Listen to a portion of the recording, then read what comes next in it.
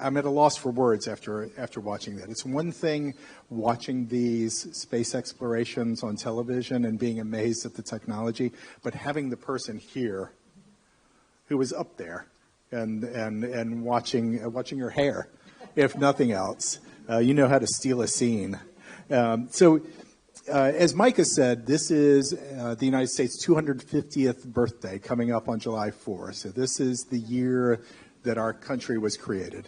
And over the course of the last 250 years, one of the things that when I study history that I'm proudest of from the United States is our heritage of innovation and technology. And speaking of technology, I asked AI to help me a little bit with some of the innovations that the United States has brought to the world in the last 250 years. There's everything from the internet to powered flight to email to DNA structure in human genomes. There's Eli Whitney and the cotton gin. There's Alexander Graham Bell. There's Edison. And then there's our adventures in space. Where would you put the United States heritage of space exploration in that sort of arc of science from, about, or in collaboration with the world, but from the United States? Yeah, I think space exploration is really the gem that culminates a lot of technology and is a forcing function for technology. So I think it's one of those things that we can be most proud of. And also associated with it, that is the collaboration that we have with other countries. As we leave our planet, of course, it just comes natural that we want to leave as human beings, and we are obviously in a lot of ways a leader in space, but that means being an integrator in space. It's not being the one who has all of the ideas, but just being able to provide the opportunities and the foundation for amazing ideas to happen because of space travel. When I talk about space with kids, what's different is you have to think outside the box. The problems are not solved the same as they are here on Earth, and it really is like a spurring of technology because of people having to think a little bit differently. And that allows us also to be, like I mentioned, the cooperation. So I can only imagine where the next 250 years is going to lead us. I think the imagination is really the only limit. Well, and I'm glad you mentioned talking to kids, because I know Micah earlier was talking about, dreaming about walking on the moon when he was a kid.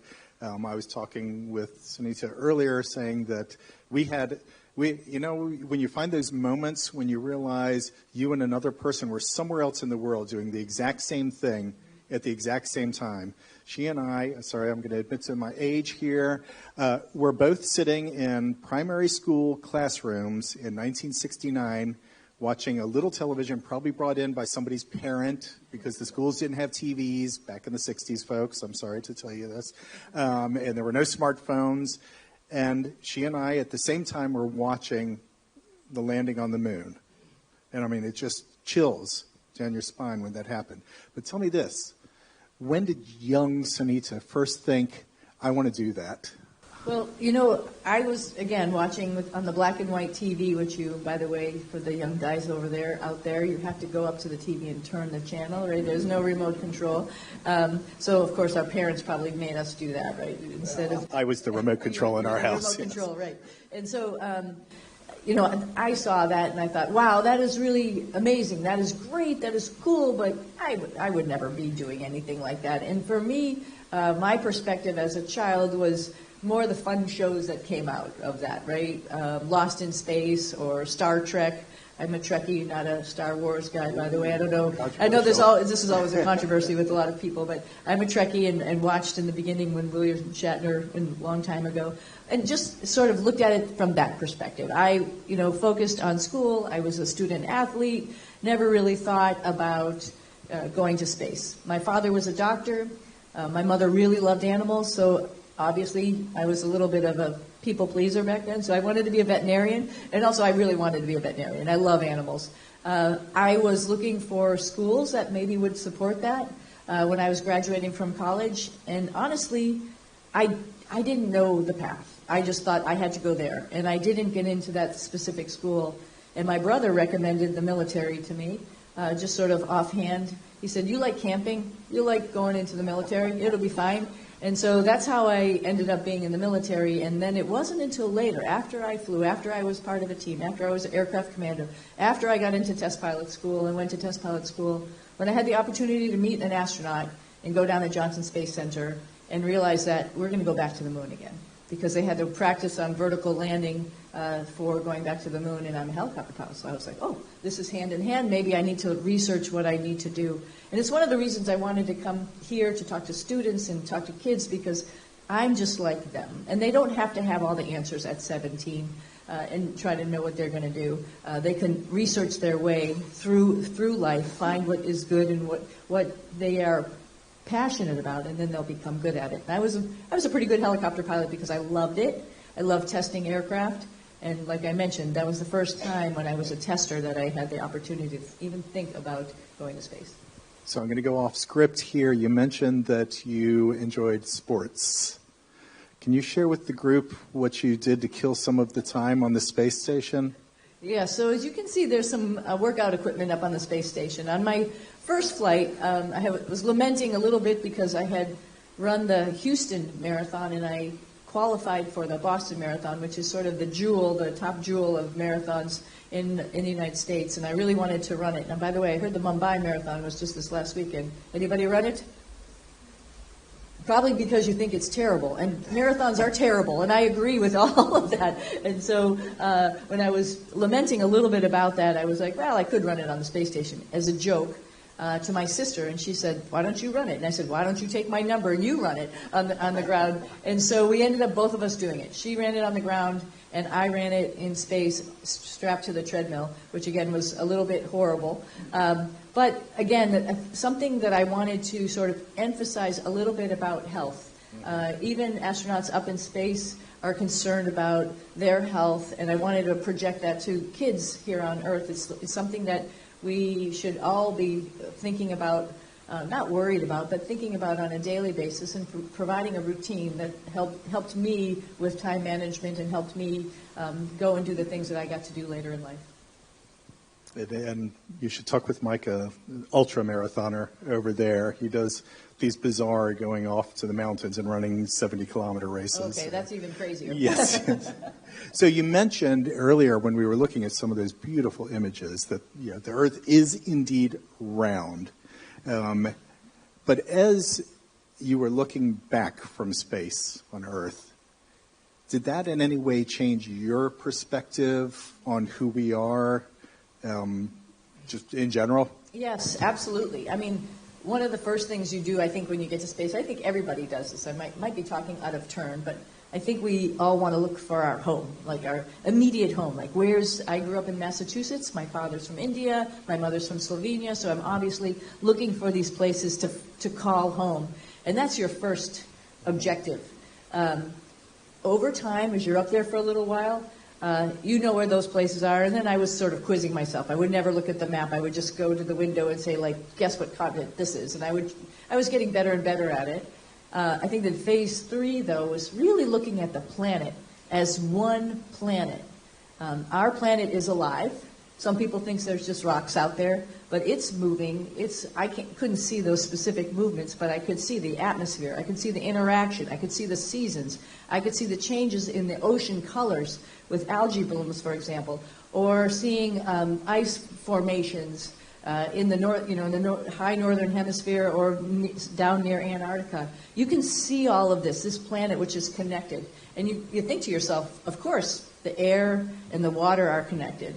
And then you think to yourself, for me, it was like, oh my God, every person I know is there.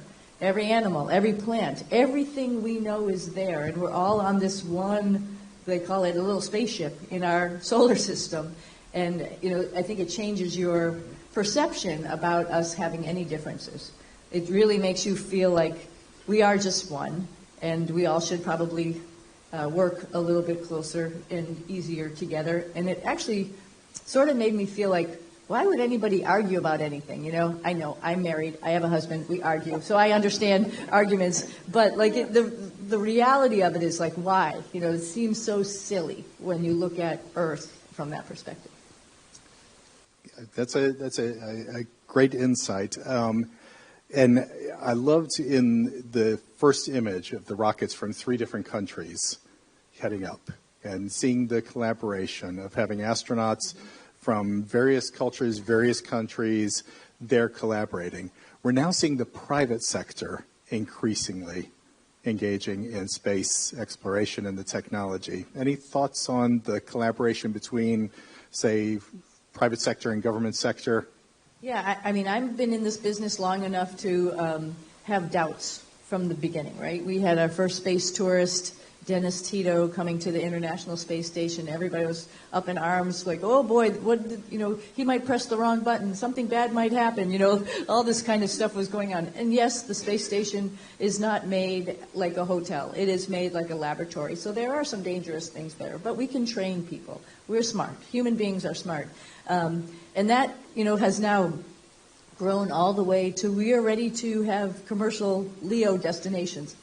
Commercialization of space is great. And what it means in the United States, at least, is, I don't have knowledge all over the world, but in the United States, is there are opportunities for people to work in so many different companies. So not only rockets, not only spacecraft, but parts of space experiments, satellites, new technologies, 3D printing of metals, wherever anybody wants to work. It's not unusual nowadays that we have people who have STEM backgrounds, go to one company for a couple of years, then go to another company, and then go to another company. And just like us here today, they can contrast and compare different technologies and different methods and different processes these companies are going through, and they can work better as they're with all of their education and their experience. I think it's awesome. I think it is great. I think there's more opportunity in the future. I'm excited for the space station, having laid that groundwork, that foundation of technologies that we did up there, as commercial companies turn some of that into production, potentially for pharmaceuticals, new tech demonstrations for new spacecraft, looking at new spacesuits. All of that is all on the horizon because of this commercialization of space. Okay, we just have time for one quick one before we go to some Q&A. And I'm going to talk slowly so you get a chance to swig some water there.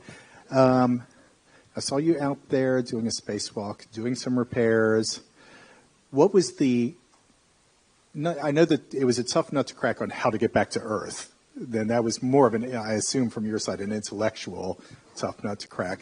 What was the most challenging task that you had to do while in space? Oh, wow. So without a doubt, on my first spacewalk, the one that gave me the most angst, I'll say, is the first thing was the box. I didn't get to talk about everything that we did. That's pretty easy.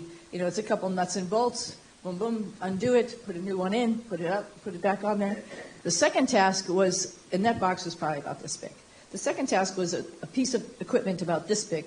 It's a reflector to allow the Dragon spacecraft to interrogate and come and dock to the space station. Apparently there was some residue from one of the thrusters on top of those thrusters, so my task was to take a new reflector, take that one off, and put the new one on. Seems easy. 3 bolts, undo them, get it off, put the new one on. However, the place where that reflector was, my head was about 6 inches from the spacecraft that was going to bring us home. So already I don't have a spacecraft to bring us home because Starliner had a problem. Now my head is right next to the one that is supposed to bring us home, and if I bonk my head into it, I sort of wreck that spacecraft. So the whole time I'm working, I'm sort of tilting my head, because remember, when you're in the spacesuit, your head is much bigger because of not because of how good you are, but just because of your helmet is sitting on top of your head. So the whole time I'm leaning, first of all, just to get to that position, I had to take some extra time, because usually I hold on to some type of bar and I could move myself back and forth, but none of that was applicable for this situation. And then you're there and you're trying to work sort of underneath the edge of the spacecraft. And so the whole time I was sort of leaning like this, and I had such a cramp in my shoulder because I sort of had to lean back for about an hour and a half to be able to do this simple task. But not a hard task, but the consequences were so big. Is one of those things that just it's mentally tough to go through that and just continually tell yourself, don't rush, don't rush, don't rush. Everybody likes to get your work done fast and get it over with, get back inside of the spacecraft, but that one was probably the toughest. And here I was thinking changing a wheel on a snowy night in Northern Virginia was a tough one. There was no danger of me bumping the car and having it dismantle itself. It's all about the consequences. Yeah, absolutely. So I think we're going to move now to some Q&A. What I'll ask, I think we've got one microphone here, two microphones. What I'll ask is if you raise your hand, we don't have a lot of time, so if you could tell us who you are. You're not allowed to give a speech.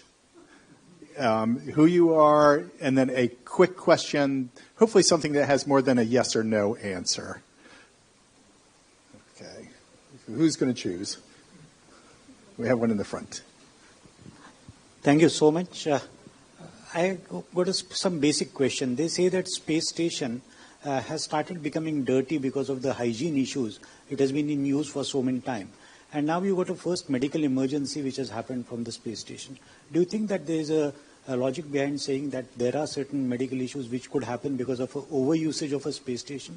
Oh, that's interesting. I don't know exactly all the details of the medical emergency. I just know that somebody wasn't feeling so good, so the best thing to do with the Soyuz crew up there is to bring the folks back home to do some extra analysis. I don't know exactly. But hygiene has been a big deal for a long periods of time. And both, the U.S. OS, as we say, the operating system, our Canadian, Japanese, and European partners, and the U.S. have been working on our side, how we would do hygiene a little bit better with new materials, actually, that are coming out. The Russian side also, they've put up different types of panels to hopefully prevent any hygiene problems, which we have had in the past. And we have had cleaning materials up there that we can clean. So I don't know if one correlates exactly to the other. I don't know the details of that, but I know that there's ongoing efforts. And another technology that we need to figure out a little bit better. Think about these Artemis 2 astronauts. There'll be 4 of them in one capsule for 10 days in close proximity for exercise, for hygiene, for food, for using the bathroom as well. So this is another field that we can only get better and better and to prevent something like medical emergency.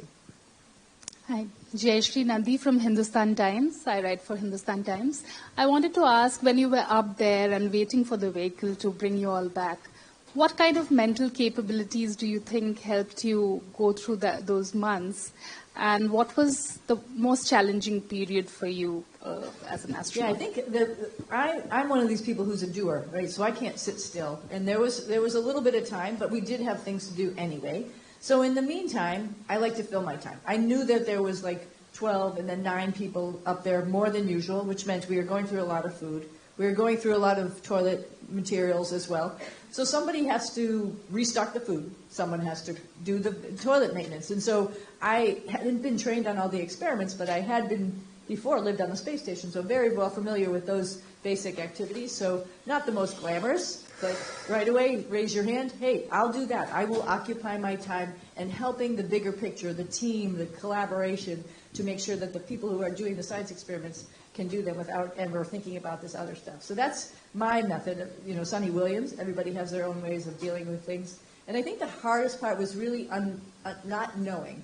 So I think that's the hardest part of everything in life, right? Not knowing something and us not trying to be patient and waiting for the decision to decide whether or not we were going to fly back on the Starliner or we were going to wait. Once that decision was made, we knew we were there for 6 more months because spacecraft are expensive. We're on a regular rotation, and we knew we would be coming back with the next crew. I think we have a microphone all the way in the back. Hi, I'm a researcher in outer space policy. My name is Dr. Martin Jha. I have a question that climate critics often, criticize that the lot of emissions that come out from rockets is actually polluting the Earth. So on the question of, gelling the climate sustainability with space sustainability, because space is also, global commons, how do you see this question? That's a great question, and I think, I don't know all the numbers, honestly, for that either. Rockets are big. My sister's impression when I asked her about what it looked like when we launched to space on my first mission on a shuttle, she said, there's a lot of fire. It was nighttime, so she was impressed. And so there is a lot of, chemicals that are burning, as the rocket engines are going. So yes, that is a factor. We do need to think about that. We need to think about potentially cleaner propulsion. And I think that is another aspect of space exploration that we need to look into as we're getting ready to leave low Earth orbit with big rockets. So, I mean, there's so much to do. When I was a kid, I thought everything was invented and discovered. Oh my gosh, how wrong I was. So there's lots to do. Good afternoon. I'm Lieutenant General A.K. Bhatt. I'm the Director General of the Indian Space Association, primarily dealing with private space. And I wanted to tell you, and it brings out the emotion in India when you were up there. One day I got a call. It was 1 month and you were there, not come on the scheduled time. And I get a call from an old granny up in the Himalayas. She hardly knows anything about space. And he says, well, Sunita Williams is there. Is she coming back and when? I said, don't worry, she will. And then next thing to me was, why don't you tell ISRO to send a spacecraft? So this is basically reflects the emotion which was there in far corners of India for you, who represent the world for us there, and of course India, and Nari Shakti. Thank you. Thank you so much. Thank you. You know, like I mentioned when I first stood up here, it's really humbling to be here in India, and I really wanted to come here. I'm going to a book festival, literary festival, which is really important to me, but I wanted to come to Delhi just to express my thanks to so many people who were praying for me and my crewmate, Butch Wilmore, to get back safely. And it's understated to say thank you, honestly, because I think my biggest impression, which I mentioned earlier today, is like people are nice. People are good. And we forget that sometimes by the distractions of life, because we argue about, you know, this or that, religion, politics, blah, blah, blah. But we're all people. And we care about each other. And that was like one of my biggest lessons learned. So thank you for bringing that up. Thank you. I think we have one just here. Deepak Maheshwari, Senior Policy Advisor for Center for Social and Economic Progress.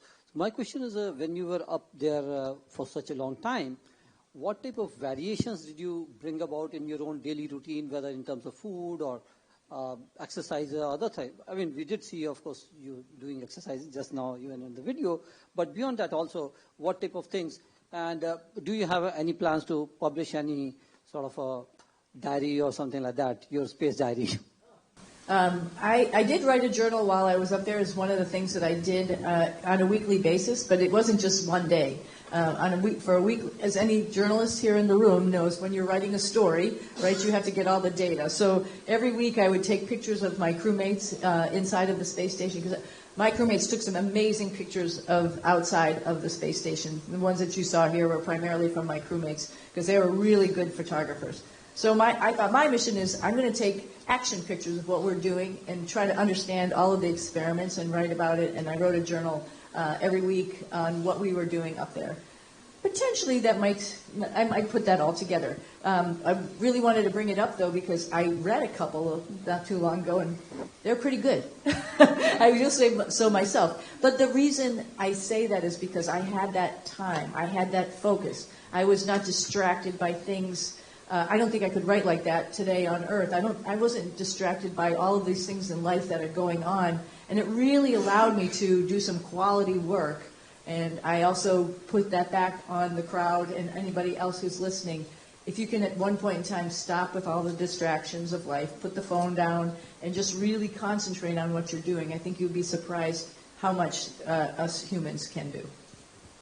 And I'll come right to you in just a second. One quick question that popped into my mind during that long time on the space station. I saw the birthday cakes. I saw the Thanksgiving meal that you had. What meal were you craving that you wanted to have when you got back to planet Earth? Okay, yeah. So not Indian food, only because it was sent to me. I was asking about it. I'm like, man, I wish I had some Indian food, because my prior missions I had Indian food. And lo and behold, one of the spacecraft came up with a couple boxes of beautifully colored Indian food. I know some of you are like, oh, you're eating Indian food out of a bag. That's terrible. I know it's not the way my mother would have cooked it, but it was still pretty good. And I got to share that with my friends, which was great. But what I did really crave was a good bread. My husband makes fresh bread. And so when I came back, and one of the things my father always ate as he was crossing the ocean on, I think it was the QE2, didn't know what to eat as a vegetarian, so he started to eat cheese. So when he came to America, one of his go-tos was grilled cheese, because he was like, I don't know what these Americans are eating. I think I'll just stick with my cheese. And so sort of as an ode to him, as well as I just love grilled cheese. With my husband's fresh bread, my first meal back was a grilled cheese. I'm just going to say, now that you're not a government employee, that Zomato sponsorship for a delivery of an Indian meal, just going to say, there might be a future in that. There was somebody just over here. Yes, sir. Hi, ma'am. Thank you. I'm Shakti Kumar, founder and CEO of Orbitate. Orbitate is actually, we are the first Indian company working on RPO, life extension for the satellites. Especially we are working on RPO and docking and all those things. The debris is actually a major problem in that space ecosystem. So you are, and in this video also, you are enjoying capturing the debris actually. So when you capturing the debris, what are the technical challenges you faced? And another one is when you are docking with the space station, your crew missions. So what are the technical challenges or other alignment problem you faced it? Right, this is a good question. I mean, this is I think something in the future that we really need to look at. We have a lot of space debris up in orbit around the planet.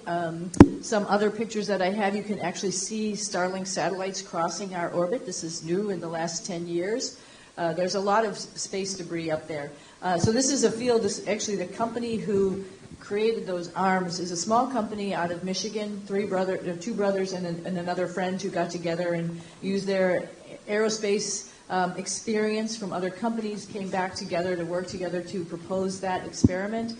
That is getting proposed, further in the Space Force because it is a problem. So we do need to figure out how to clean up space debris. This could be one way to do it, by maybe pushing satellites, by maybe changing their orbits so they don't decay as quick. There's a bunch of different ways to solve that problem too. It's just waiting for someone to solve it. So it's a good business to be in.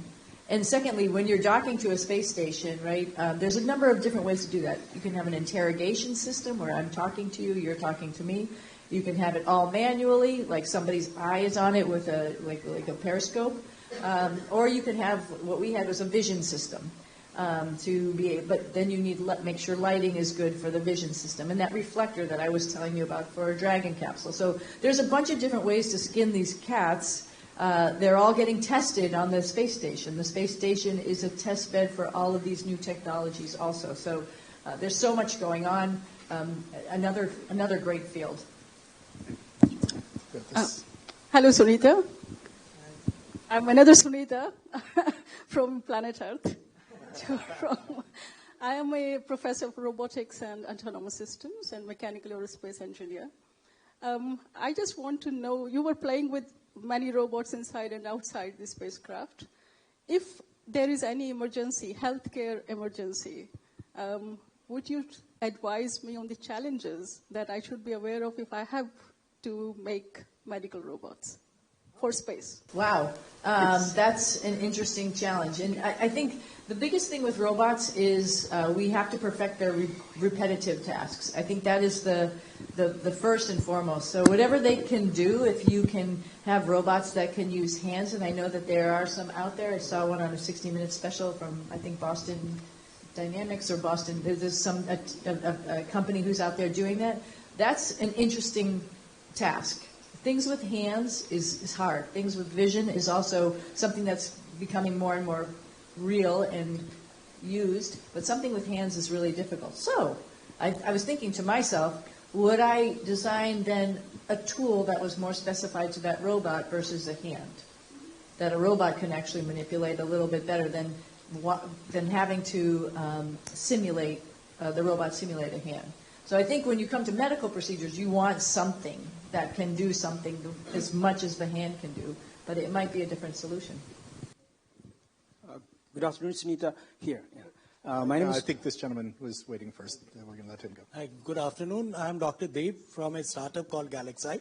We are launching the world's first satellite, which will have SAR and optical, both the sensors.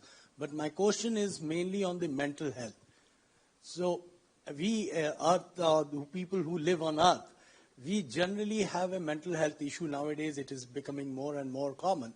My wife going shopping, a lot of shopping, my kid not passing the IIT exam, my father not allowing me for late night parties, and we go into depression, right? How you handled your mental health and kept yourself positive? Right, that's a good question. We do talk to a flight surgeon. Our flight surgeon, we're assigned a flight surgeon. We have a relationship with that person. So we talk to a flight surgeon once a week. We actually talk to a psychiatrist,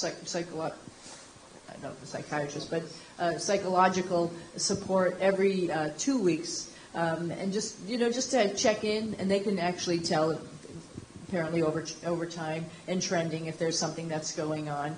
And that way, at least you have someone to vent to and talk to. That's a little bit different than the people that you have to live with on a daily basis, right? And then I think another part of their task is to just sort of get a feel for what the astronauts are thinking. I could talk to my friends and my family. We could have video conferences, and that is really wonderful and convenient, and really makes life go by without feeling like you're missing everything on Earth. One thing I did miss is my dogs while I was up there, because I'm not really having a conversation with them. And lo and behold, somebody said, I know, I'm going to 3D print Sunny some copy of her dogs. And I opened up a package from one of these spacecraft that brought up my Indian food, and there out pops my 2 dogs floating. And what a neat little surprise, right? So people back on Earth are also thinking about folks back up in space. Now, this is not going to be as easy as we go, back to the moon or even on to Mars. So we're going to have to think of some other psychological ways to work with folks. It just might be some types of communications, but it won't be as rigorous as it is at the space station. So I think I had it easy. We're going to have to work on that as well. There's so many things to do. Good afternoon, Astronaut Williams. My name is Kunal. I represent Press Trust of India. Before I ask my question, just one line of preface I want to give that I was just checking NASA website about the latest number in the coalition of Artemis Accord. And I think it's now 60 with Poland joining the list. India joined, I think, in 2023. And that's a civil exploration coalition. But the private sector that the gentleman asked you, that number is growing. We have SpaceX, Virgin Atlantic. Do you feel that with this growing number of players in the private sector in space, that could actually lead to a space race, and that it won't just be in the realm of science fiction, but actually science reality? And if you permit me just one small question, what is it that Sunita Williams is afraid of having conquered the space? I'm still afraid of a lot of things. Where I live, there are some bears. I'm a little bit afraid of waking one of them up. They're sleeping right now. I think that's good. So you have to know your place in the universe and in the Earth, and be careful respectful of the animals that are around you. A space race. I mean, I think there is a space race going on. I think people have talked about that. There is. We want to get back to the moon. We want to get back to the moon sustainably. We want to get back to the moon to sort of start the conversation about rules of engagement and how we actually work on the moon, how we work together with other countries on the moon. So yes, there is a race to ensure that we do this in a productive, democratic way, just like Antarctica. I mean, it's the same type of thing. We want to get back to the moon so we can all be there at the same time and working together.